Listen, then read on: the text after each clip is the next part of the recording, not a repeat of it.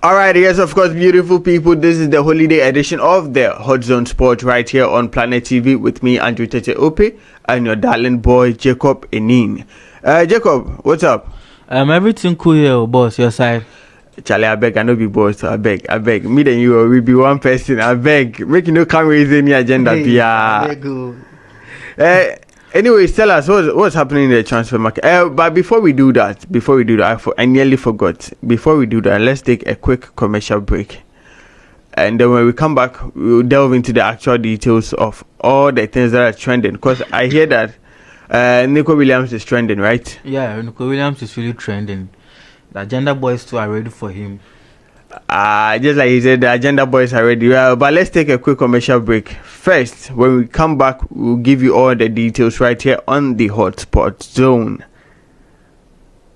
Yes, of course, we are back once again. This is the Hot Zone Sport right here on Planet TV Ghana with me, Andrew Tete Ope, and Mr. J, your favorite boy, Jacob Enin, alias Mr. J. Yeah. We are back. So Jacob, moving on to our first story, we heard that Nico Williams is trending in the world of sport right now, right? Yes, he's very trending. He's really trending. Yes, and then the agenda boys too are preparing their self to meet him on the Twitter page. Okay, so per the information reaching me currently is that he has signed a new deal with Athletic Bilbao. And now, which has set his release clause from 58 million to a range of 95 to probably 100 million pounds, right? Yes. Nico Williams, because of Barcelona having financial issue, it has made Nico Williams to reject the offer.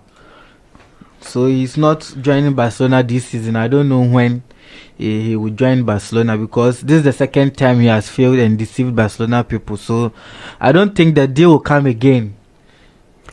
So Barcelona people should just forget about him and then move on. So if I'm to get you right, it says over here that Nico Williams has signed a new long-term deal at Athletic Club until June 2035. That's a very long way.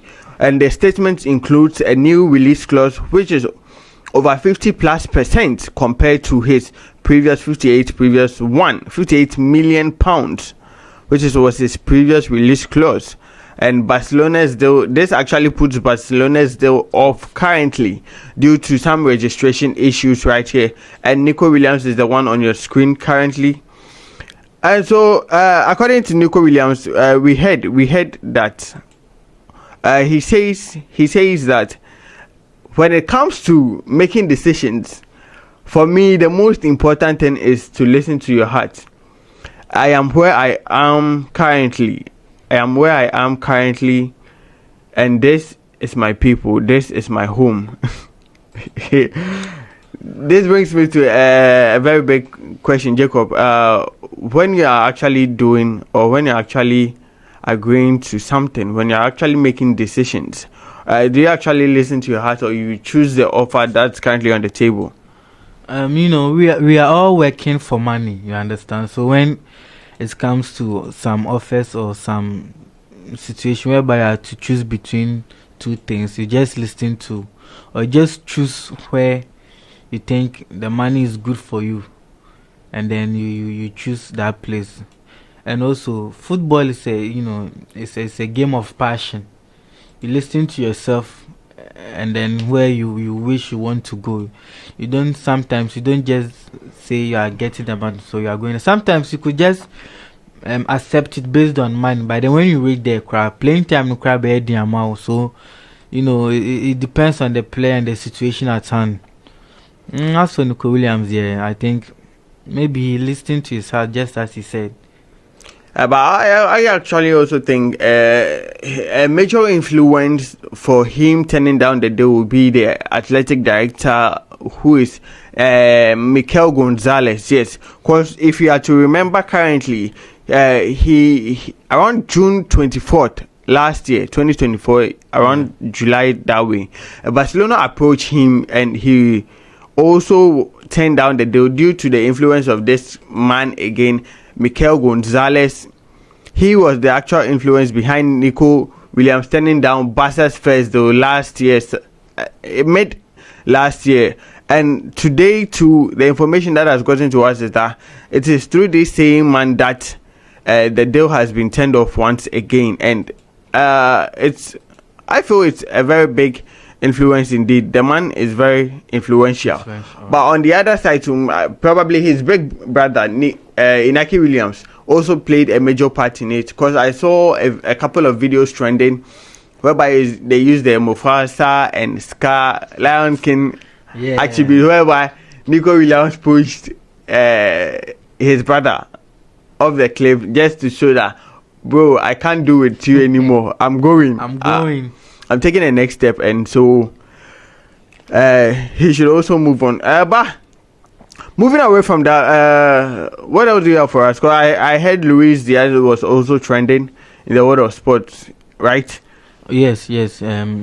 Since the deal with Nico Williams couldn't come on, Barcelona are keen on getting Luis Diaz as his replacement, so that he can take over the left position for the team. So right now, Barcelona are doing their more works to get him in the team, Luis Diaz. Yes, do you think he's the actual candidate? Because the information I also got later on was that Liverpool have actually closed the doors for you people and also for Bayern FC, for them not to actually even make an attempt to sign Nico Williams. So currently, as it stands, the only participant or player you people can sign actually is this guy. What's his name? My own player, Marcus Rashford. Yes. So Luis Diaz is the one on your screen, and as it stands now, he was the ideal candidate for Barcelona, but Liverpool too are trying to tell us that the deal is actually off. How does that worry you, Jacob? All the teams are turning their back on Barcelona because of the financial issue that they are facing. But they should not forget that Barcelona have regained the access of signing every player because of the one-to-one deal. No, yes. So Barcelona can now sign any player that they want because of the one-to-one deal.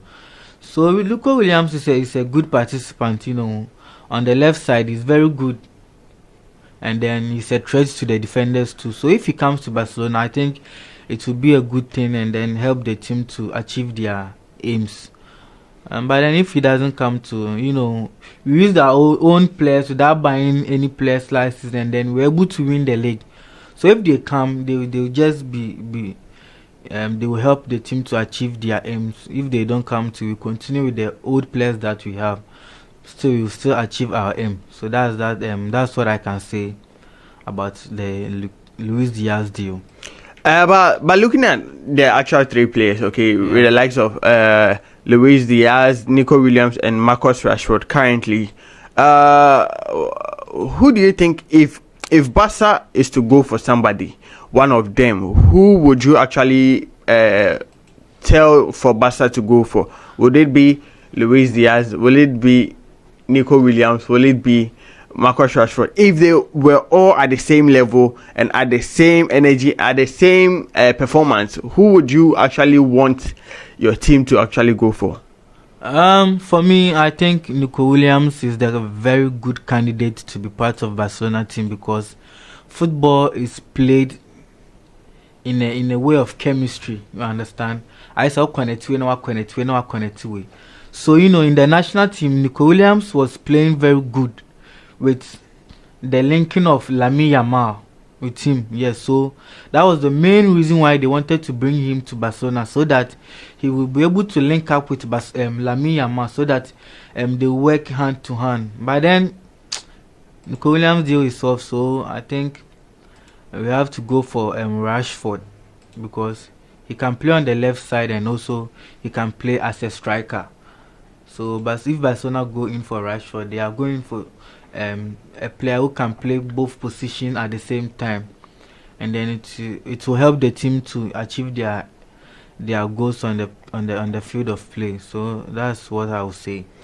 But talking about that, not to cut you short, but looking at the players you have, okay, looking at the players you people have, bringing in Rashford, okay, I feel it's going to be a challenging task for one of them because you wouldn't know who to actually bench. You see, you have the likes of Rafinha, you have the likes of Ferran Torres, you have the likes of Lamine Yamal and Dani Olmo. They are all playing, they are all in form. So putting all these people together, who is Rashford actually coming to take over from? Because once you start with a team, you need to build them. For every team, they have a first team and the second team. And bringing Rashford, who is somehow also an exceptional player, for some season, I actually don't like him that much because he's more of on and off that way. But looking at it from that side, it will be a very tough decision for you people because who is Rashford actually coming to replace over there?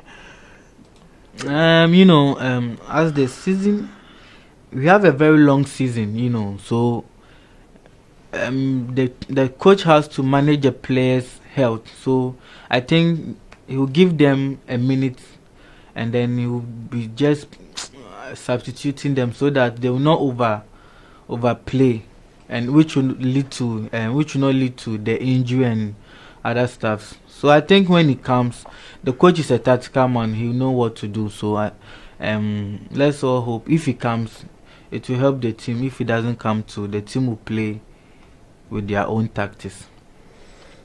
Okay, so that's from the Barca fan you heard over there that Visca Barca. If the team doesn't come, if the players doesn't come, the team still move on. Yes, we move on, Charlie, irrespective of whatever that happened. So next on our list is moving away from the camp of Barca. We are going straight to Manchester United, whereby information reaching us currently is that Matheus Cunha is going to wear the number 10 jersey of Rashford when Rashford actually leaves. Okay, he's going to take over the number 10 jersey from Rashford. And looking at this, do you think first of foremost, do you think it's a very good initiative for Matheus Cunha to come to United? Because looking at their performance last season, they performed really, really bad. Really, really, really, really bad. To the point you had to go to a final in the Europa League and then you lost to Tottenham 1-0. Like, I'm a Manchester United fan, but last season I couldn't even know whether I should support the team or not. Charlie, it's very hard to see a team, a very big team like United, lose to the likes of Tottenham, even though they are big, but you can't compare Tottenham to United. No. The coach he just came to United, so I think we should give him some time so that he'll be able to build the team and the players as well. Moreover, Max Cunha is a good player. He's very versatile when it comes to his position. He can help in the defense side and then the attacking side, also in the middle. So when he comes, it's going to help the coach and his how he is going to play with the players. So let's allow the coach to do what he's doing because he just came to the team and then he's now building. So let's allow him to do what he wants to do. Talking about people allowing the coach here, but let's actually take a look at something over here. Look at the likes of Hansi Flick, the likes of Arne Slot and Maresca. They all just came, okay, just within a season, and they are performing so well. I think it's like they've bonded with the players so much, but in the situation of Manchester United, it's a whole ball game together. It's a whole different ball game because you have the players, you have the likes of Zexi, Højlund, Garnacho, Ahmad, Menu, Casemiro, Ugarte, and the rest. But yes, still, you couldn't even use them. Like, so at this point, who is to be blamed? If you look at their records, like, it's very, very bad. It's very, very, very bad. And so, for me, I think the send of Matheus Cunha, it's a plus for you because Højlund is very young and doesn't have that much experience. So I think he needs to be sent on a loan move to actually build himself. And when he comes back, but Matthias Cunha, if you check the records very well, he was a top scorer for Wolves last season. And so he coming to United, I feel it's a plus for us. But Charlie, all the same, talking about taking away the number 10 jersey from Rashford, like it's heartbreaking, because I remember when Martial was at Manchester United, he used to wear the number 9, Rashford wears the number 10, yeah. And they clicked a lot, and for some reason they taking away the number 10 and giving it to Matthias Cunha. It's very heartbreaking. Yeah. So Charlie, what do you have for us next? I think we have to move on to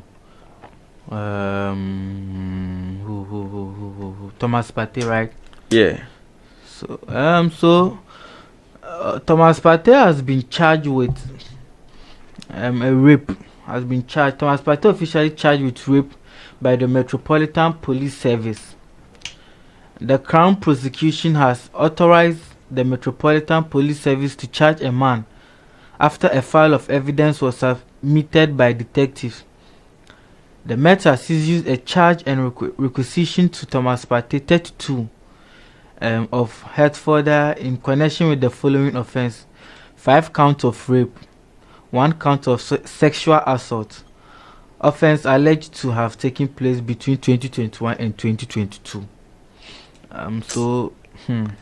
These people, they are not serious. But I quite remember somewhere around 2021, 2022, we heard the news that Partey was allegedly charged with rape and all those things. But as it stands now, I wonder why all this time such issue wasn't actually raised until when he has decided to leave us, now that they are bringing all these things back once again. Because it actually doesn't make sense over here to me. Bro, the police people, they don't just stand up and do something. They really work as a team, and then they really do thorough investigation before they do something. You understand? So I think this is the right time for them to come, because if they had come in 2021 or 2022, it would be a different story. But I think they just finished with their investigation or their research. That's why they have come in 2022. And then moreover, the white people and then we the Africans, we do our things separately, so we wouldn't understand them until they come out and explain to us why they came in 2025. So we are hoping that Thomas Partey is our brother from the same motherland. We wish him the best. We are hoping it might not be true, or they'll find another way to deal with the issue. Charlie, this issue there, I don't know why most of the I don't want to be racist over here, but most of the players, if you check that they have been accused of all these rape and things, most of them are dark skinned players that are being charged with all these things. Yeah. But I wonder, rape, if this issue of rape, it's how can just somebody who has the money and everything force you to have something with you? Like it doesn't make sense to me.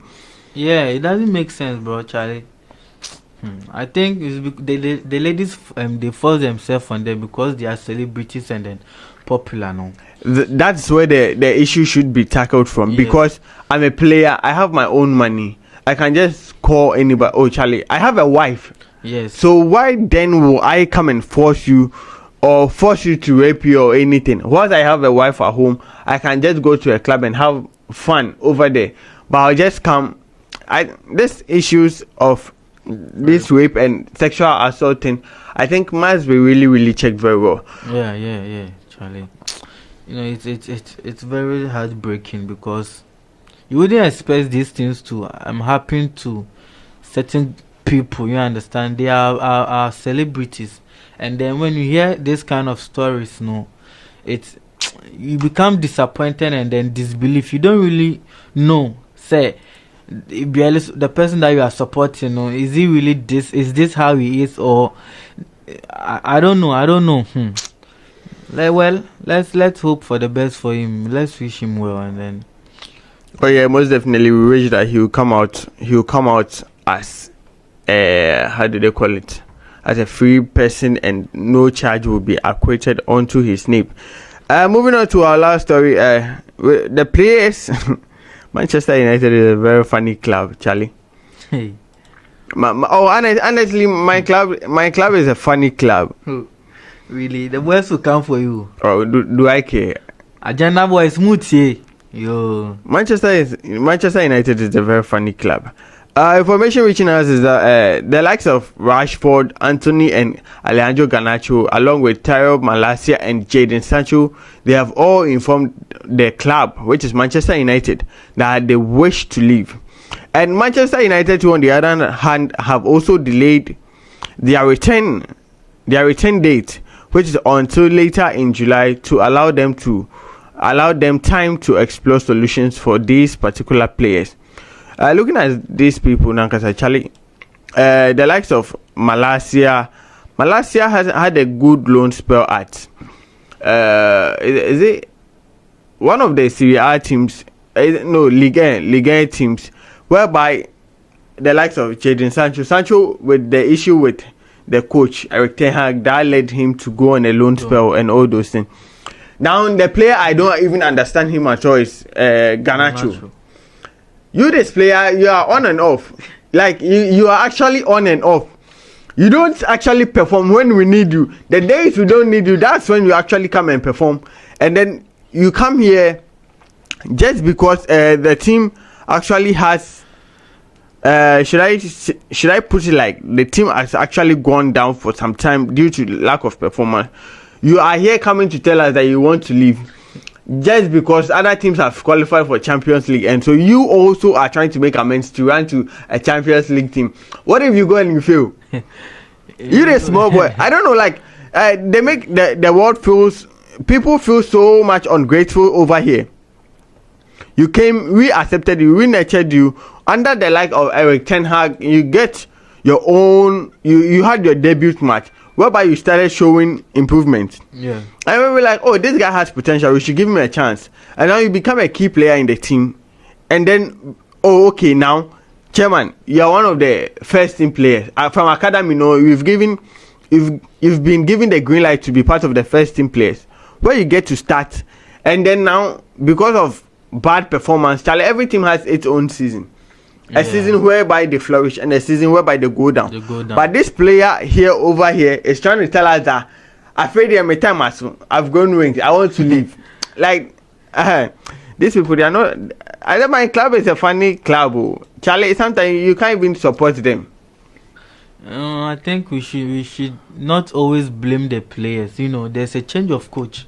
And also every coach has its own tactics that he brings to the team. I think all those players that don't want to come back, maybe they don't fit in the coach tactics. That's why they want to leave. And also maybe they have issues in the team or with the players. That is leading them to wanting to get out of the club. So I think we should not most of the times blame them. Sometimes it depends on the tactics of the new coach and also the relationship of the players. So we should allow them to go. If they want to leave, we should allow them. No, but sometimes you see, not to cut you short, sometimes it's heartbreaking because look at Garnacho like this. He really fits in perfectly in Amorim's formation, the 3-4-3. Yeah.